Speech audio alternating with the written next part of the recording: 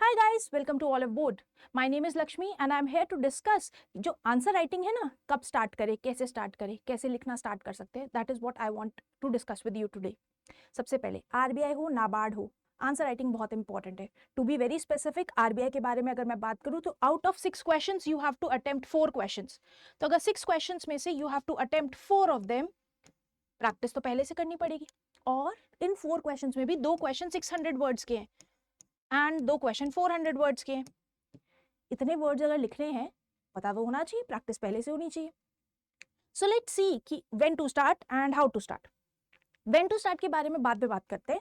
सबसे पहले ये देखते हैं आंसर राइटिंग करते कैसे, क्योंकि अगर आप पहले ही दिन आंसर लिखना शुरू कर दोगे तो you will and up confusing yourself and also you will mess up with your preparation strategy. तो सबसे पहले हम ये देखते हैं कि एक एग्जामिनर आपके आंसर्स में ढूंढता क्या है। उसके लिए आपको क्या करना है, सबसे पहले रीड करो क्वेश्चंस को थरली। क्वेश्चन क्या पूछ रहा है, क्वेश्चन आपसे कोई स्कीम के बारे में डायरेक्ट फैक्ट पूछ रहा है या फिर क्वेश्चन ये चाहता है that you analyse the scheme. ये दो एस्पेक्ट है क्वेश्चन के और आपको उसी हिसाब से अपना आंसर लिखना चाहिए। Let's have a question. ये एक प्रीवियस ईयर क्वेश्चन है which is asking the candidates, RBI का ही है previous year question, to address various challenges that the startups face from tier 2 tier 3 cities. Now if I want to tell you ये अचानक से question क्यों आया। ये क्वेश्चन इसलिए आया क्योंकि जब ये क्वेश्चन फ्रेम हुआ था एग्जाम में, उसके कुछ महीने पहले 2-3 लीडिंग न्यूज़पेपर्स ने इस तरह के आर्टिकल्स पब्लिश किए थे। तो आप जब भी आपके न्यूज़पेपर में whatever you are going through, उसमें अगर कुछ भी इस तरह की चीज़ें लिखी जाती है, एटलीस्ट इसको एक बार रीड कर लेना। वैसे तो ये बहुत ही जनरलिस्टिक क्वेश्चन था और इसको जनरलिस्ट आंसर मतलब एक जनरल आप और मैं कैसे लिखेंगे that I will discuss in this very session. एक बार आपने क्वेश्चन रीड कर लिया, अब एक स्ट्रक्चर बनाओ, क्योंकि अगर आप स्ट्रक्चर नहीं बनाओगे your answer will look like this. Examiner will get confused, he will not a lot you much marks. कि पहले कोई स्ट्रक्चर ही नहीं है आंसर का, कहीं इंट्रोडक्शन है, कहीं कंक्लूजन, कहीं बॉडी, किसी का भी कोई स्ट्रक्चर नहीं है। तो अब हमें स्ट्रक्चर बनाना है, तो क्या करना है, सबसे पहले हमें इंट्रोडक्शन लिखनी है। सेम उसी क्वेश्चन की इंट्रोडक्शन लिखने का ट्राई करते हैं। Whenever we write introduction कई तरीके से लिखी जा सकती है। This is one example which I feel should have been written. तो इंट्रोडक्शन लिखने के लिए या तो डिफाइन कर दो। मान लो कम्युनिकेशन के ऊपर कोई क्वेश्चन आता, बैरियर्स ऑफ कम्युनिकेशन जो कि आया था मैनेजमेंट में, उसको डिफाइन कर दो। उसके बाद और क्या कर सकते हो, कोई फैक्ट लिख दो। फैक्ट भी नहीं पता, कोई आपको कोट पता हो, आप कोट से अपना आंसर स्टार्ट कर सकते हो। इंट्रोडक्शन लिखनी है तो जैसे इस आंसर की मैंने इंट्रोडक्शन लिखी कि ongoing technology revolution was already taking place and now it has reached tier 2 tier 3 cities, and by the data nearly 50% of the recognized startups are there in your tier 2 tier 3 cities only. तो this is the type of introduction you can write. इसके बाद obviously body पे जाओगे। Answer की body में क्या होना चाहिए, सीधा बॉडी पे जंप करोगे ना, एक लिंकेज मिस होगा, लिंक नहीं बैठेगा, फ्लो टूट जाएगा। तो फ्लो के लिए this is the one line that you can right. Flow हो जाएगा ना, इंट्रोडक्शन में लिखा 50% से ज्यादा जो आपके स्टार्टअप्स हैं वो टियर 2 टियर 3 सिटीज में है। अब उसका फ्लो कैसे बनेगा, यू कैन राइट सर्टेनली कि वाइल टियर 2 टियर 3 स्टार्टअप्स, इनके पास एडवांटेज है क्या, ऑपरेशनल कॉस्ट कम है और पोटेंशियल भी बहुत ज्यादा है, लेस कॉम्पिटिशन भी है। सो पर इनके पास इनको कुछ कुछ चैलेंजेस है। तो देखो मैंने इंट्रोडक्शन को बॉडी के साथ किस तरह से फ्लो लिंकेज बैठाया है। After this linkages we can actually address 1 और 2 चैलेंजेस। अगर आप चैलेंज लिख रहे हो तो इस तरह के हेडर्स के बाद you can just define all these points, elaborate कर दो 1 और 2 लाइन्स में, that's enough. Apart from this body लिखने के बाद बॉडी में लिख सकते हो चैलेंजेस जैसे कि फंडिंग से related challenge, talent acquisition, retention, क्योंकि रूरल एरियाज में जनरली टैलेंटेड लोग वहाँ रहना नहीं चाहते, वो वहाँ से बाहर निकलते हैं।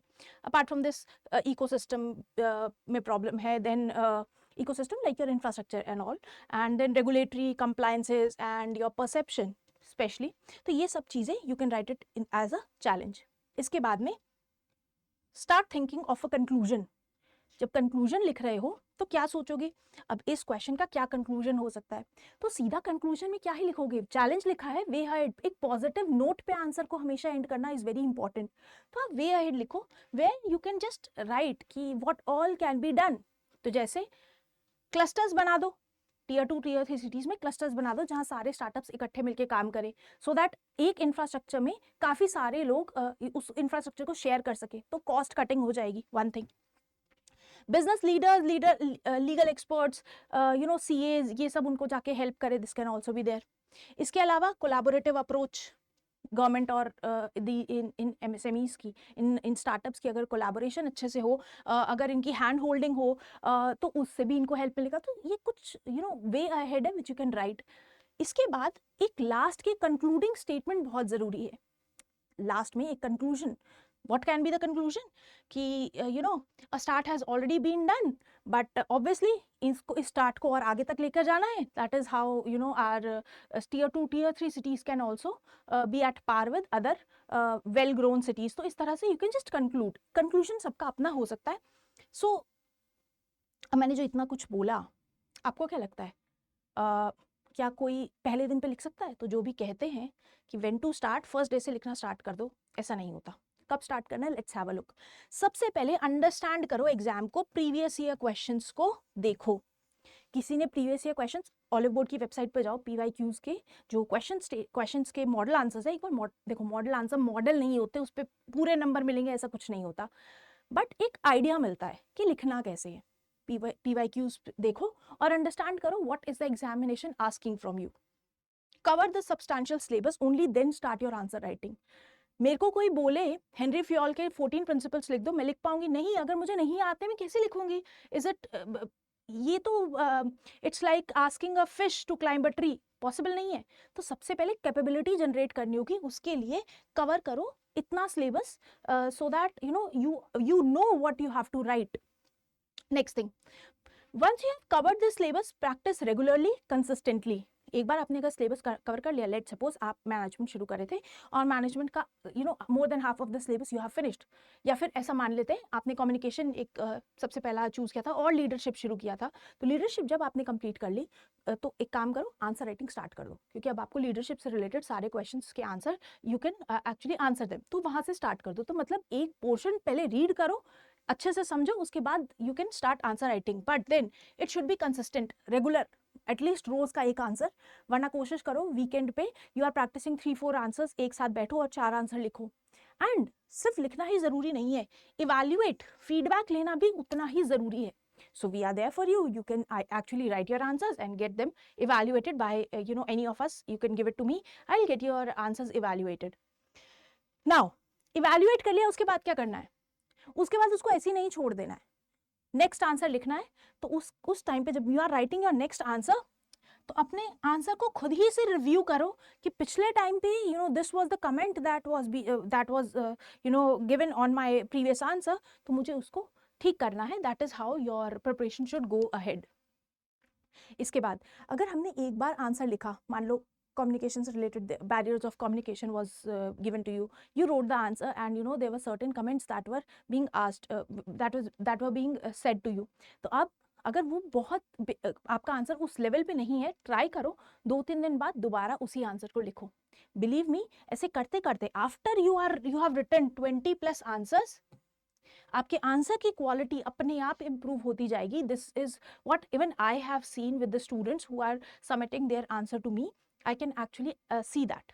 तो अब मैंने ये बता दिया कि आंसर को लिखना कैसे है, I have already told you. इसके बाद मैंने ये भी बता दिया स्टार्ट कैसे करना है, क्योंकि वो जो MSME के बारे में, जो स्टार्टअप्स के बारे में मैं आंसर आपको लिखने को बोल रही थी, you will not be able to answer it अगर आपको पता ही नहीं है कि सिलेबस के कौन से टॉपिक से है, मुझे कहाँ से पढ़ना है। So that's why when and how to start the answer का answer I have given it already to you.